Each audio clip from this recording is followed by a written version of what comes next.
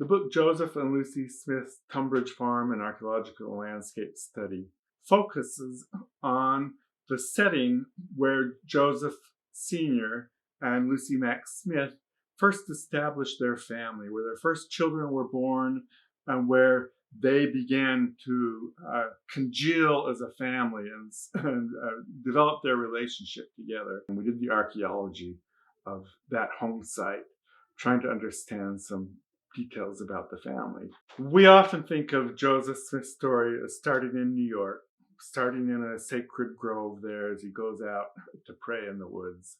But Joseph Smith's story starts in Vermont, where he's born, where he grows up as a child. His mother skips over that largely.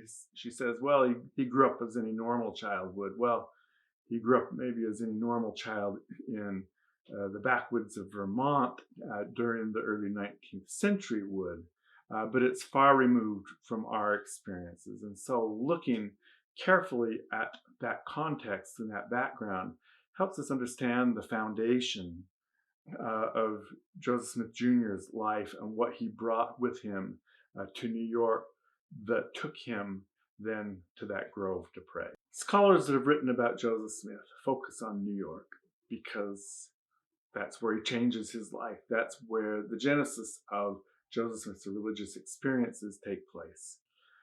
But his parents went through some critical experiences before that in Vermont that brought them to that point and that laid the foundation for what Joseph Smith Jr. later experiences.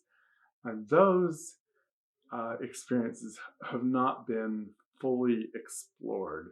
Part of that story includes the religious development of Joseph Smith Sr. and Lucy Mack Smith. They both had really different religious backgrounds. Joseph Sr. Was from a long-time Universalist family, much more skeptical about enthusiastic religion, visions, dreams, direct answers to prayer, shared a lot in common with the deists of their day, and Joseph Sr. was part of that. Lucy, on the other hand, is part of her family is part of the First Great Awakening, the religious revivals moving up the Connecticut River Valley, and she brings that background to her marriage, and it creates some conflict between the two as they're trying to understand their own relationship with God and their connection with religion in the area. And at the end of the book, we address what we call Lucy Mack Smith's first vision.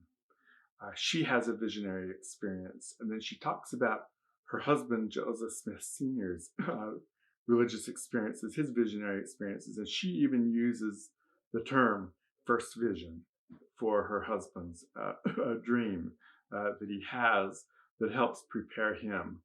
And we explore that in a little bit more detail because that lays the foundation for the later experiences that her son, Joseph Smith Jr. has.